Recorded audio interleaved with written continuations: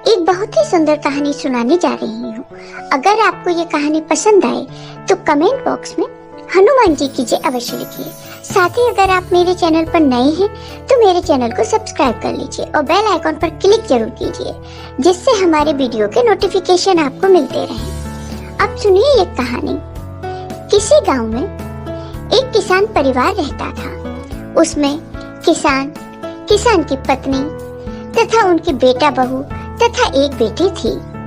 यही उनका एक छोटा सा परिवार था। वो लोग अपने परिवार में हमेशा खुश रहते थे।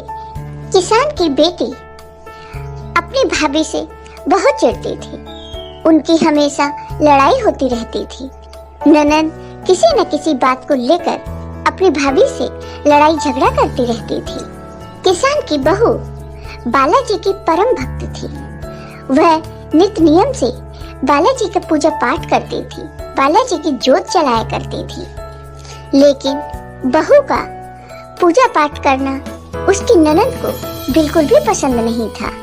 वह अपनी माँ से भाभी की बुराइयां करती रहती थी। एक बार की बात है, किसान की बहू बालाजी महाराज का चालीसा का पाठ कर रही थी। तभी उसकी ननद आती है और कहती है, भाभी बंद करो ये सब। आपसे कितनी बार मना किया है कि बालाजी की पूजा मत किया करो, लेकिन आप हैं कि मानते ही नहीं। तब किसान की बहू कहती है, क्यों ननद जी, आपको बालाजी की पूजा से क्या परेशानी है? तब ननद कहती है कि भाभी तुम्हें पता है बालाजी की पूजा करने से भूत प्रेत आत्माएं घर में प्रवेश करती हैं। आज के बाद तुम पूजा नहीं करोगे। तब भाभी कहती है कि देखो, मेरा ये नियम अभी से नहीं है। मैं हमेशा से बालाजी की पूजा किया करती हूँ और हमेशा करती रहूंगी। तुम्हें पता है कि बालाजी ही एक ऐसे देवता हैं जो हमें भूत व्याधि से बचाते हैं। तभी उसकी ननद कहती है, ठीक है, आप मेरी बात तो मानोगे नहीं, मैं अभी माँ से जाकर कहती हूँ। फिर ननद गुस्से से वहाँ से अपनी माँ के पास चली जाती है और अपनी माँ से कहती है कि माँ, भाभी को रोको, वो बालाजी की पूजा करती है, तभी तो हमारे घर में परेशानी आ रही है। तब किसान की पत्नी कहती है कि मैंने बहू से बहुत बार मना किया है, लेकिन ये मानती ही नहीं, और मैंने उससे कहा भी है कि हमारे घर में बालाजी की पूजा मत किया करो।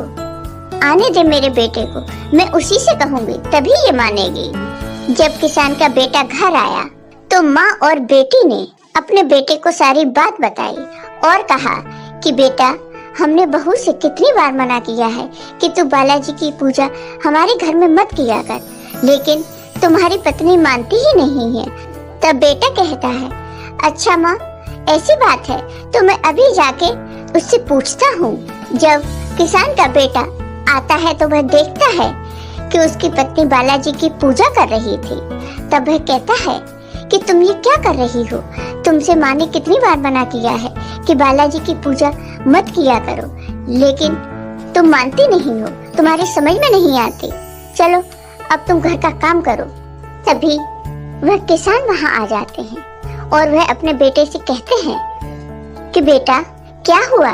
तुम बहू पे इतना गुस्सा क्यों कर रहे हो? क्या किया है इसने?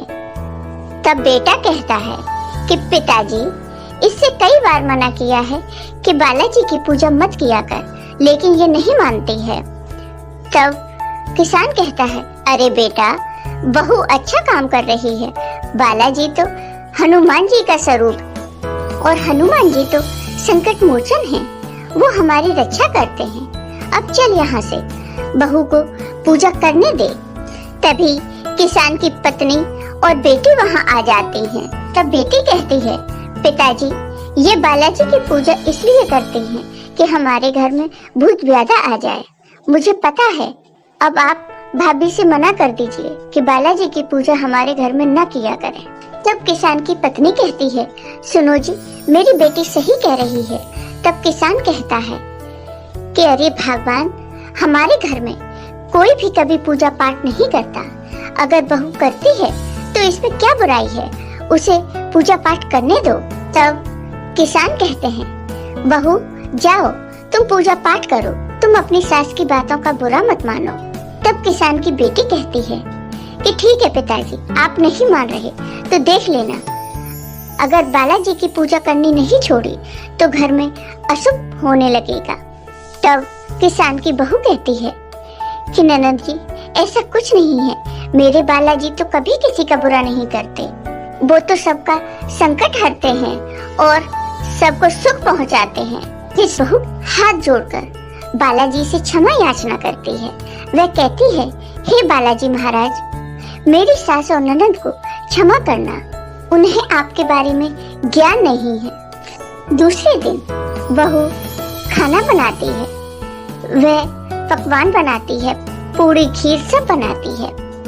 इधर ननद अपनी माँ से कहती है, माँ मेरी सहेलियाँ आज पार्टी कर रही हैं और सभी अपने घर से खाना लेकर आ रही हैं, मैं भी पकवान लेकर जाऊंगी। तो उसकी माँ कहती है, ठीक है बेटी चली जाओ, लेकिन घर जल्दी आ जाना। ननद जाने लगती है। तब बहू कहती है, रुको ननद जी, ये पकवान बाहर ले जाना ठीक नहीं है, पकवानों पर अशुभ छाया का प्रकोप पड़ सकता है। तब ननद कहती है, मुझे ज्ञान देने की जरूरत नहीं है, अपना ज्ञान अपने पास रखिए, मैं तो जा रही हूँ। और ननद ने भाभी की बात पर ध्यान नहीं दिया और वो अपनी सहेलियों के पास बगीचे में चली गई। वह सारी सहेलियाँ एक पीपल के पेड़ के नीचे बैठ गईं। सारी सहेलियाँ आपस में बातें कर रही थीं। वे बहुत खुश थीं। फिर थोड़ी देर बाद सब लोग अपना अपना खाना निकालती हैं। फिर सभी सहेलियों ने खाना खाया तो उसकी सहेलियां कहती हैं कि तुम्हारा खाना तो बहुत ही स्वादिष्ट है, किसने बनाया? तब वह कहती है कि मेरी भाभी ने बनाया। तभी किसान की बेटी कहती है कि तुम लोग मुझे जल्दी से मेरे घर पे छोड़ दो, मेरी तबीयत खराब सी हो रही है। फिर सहेलियां उसे लेकर उसके घर गईं। अपनी बेटी की यह हालत देखकर किसान की पत्नी घबरा गई और उसने अपनी बेटी की सहेलियों से पूछा, क्या हुआ मेरी बेटी को? तब तक बहू आ जाती है और वह कहती है कि माँ जी, मैंने तो नन्ना जी से पहले ही कहा था कि पूरी पकवान लेकर बाहर मत जाओ, लेकिन मेरी बात इन्होंने नहीं मानी। तब किसान की पत्नी उल्टा अपनी बहू पर ही भड़क गई। किसान की बेटी की हालत बहुत खराब हो जाती है। तब बहू पूजा का जल और भभूत लेकर उसके पास आती है और अपनी सास से कहती है, माँ जी, इस भभूत को ननद जी के माथे पर लगा दो, वो बिल्कुल ठीक हो जाएंगी। तो सास उल्टा उस पर ही चिल्लाती है कि ये अपनी भभूत और जल अपने ही पास रख, मुझे इनकी जरूरत नहीं है। और वो रोने लगती है कि मेरी बेटी को क्या हुआ। अपनी माँ की रोने की आवाज सुनकर उनका बेटा वहाँ आता है और पूछता है, अरे माँ क्यों रो रही हो और इसे क्या हुआ? तब वह कहती है, पता नहीं बेटा, अच्छी खासी अपनी सहेलियों के साथ घूमने गई थी, मगर पता नहीं इसे क्या हो गया। बेटा तुम जाओ, जल्दी से डॉक्टर को बुला के लाओ। तभी वह किसान वहाँ आ जाते हैं और वो पूछते हैं कि भगवान क्या हुआ मेरी बेटी को? तब वो कहती है, पता नहीं इसे क्या हुआ। फिर किसान का बेटा डॉक्टर को लेके आया। वो उनकी बेटी को देखते हैं और कहते हैं कि कोई खास बात नहीं है, मैं थोड़ी सी दवाई दे रहा हूँ, 1-2 घंटे में इसे देते रहना, ये ठीक हो जाएगी। तब किसान कहते हैं कि डॉक्टर साहब, आखिर मेरी बेटी को हुआ क्या है? तो डॉक्टर कहते हैं, कुछ नहीं, बस थोड़े चक्कर से आ गए हैं। किसान की बेटी को दवाई खिलाई गई, मगर उसे दवाइयों से कोई फर्क नहीं पड़ा, वो जैसी थी वैसी ही रही। इधर किसान की बहू बालाजी की पूजा पाठ करती है, उनसे प्रार्थना करती है और कहती है, हे बालाजी, आप मेरी ननद की रक्षा करो। बालाजी ने अपने भक्त की प्रार्थना सुनी और इधर उसकी ननद झूमने लगी और वह बोलने लगी, मैं पीपल का भूत हूँ। इस लड़की ने पीपल के पेड़ के नीचे बैठकर पकवान खोले, मैं भी भूखा था। पकवान के साथ साथ मैं इस लड़की के शरीर में प्रवेश कर गया, अब मैं इसके शरीर में ही रहूंगा, मुझे कोई नहीं निकाल सकता। यह सुनकर सब लोग परेशान हो गए। तभी किसान एक तांत्रिक को लेके आते हैं। तांत्रिक मंत्र द्वारा पता लगाते हैं और कहते हैं, तुम्हारी बेटी का इलाज सिर्फ बालाजी महाराज ही कर सकते हैं। इसे तुरंत मेहंदीपुर बालाजी के दरबार में लेकर जाओ। बालाजी की कृपा से ही तुम्हारी बेटी ठीक हो सकती है। तभी किसान की पत्नी कहने लगती है, अरे मैंने तो पहले ही कहा था बहू से कि बालाजी की पूजा मत कर, अब देख लिया क्या हुआ। तब बहू कहती है, माँ जी ऐसा मत कहिए, मेरे बालाजी तो सबके संकट हरते हैं, किसी को कोई दुख नहीं देते। वो तो संकट मोचन साक्षात हनुमान जी हैं। एक बार आप ननंद जी को लेकर मेहंदीपुर चलो, वहाँ पर 3 देव विराजमान हैं, श्री बालाजी, श्री प्रेतराज और भैरव बाबा।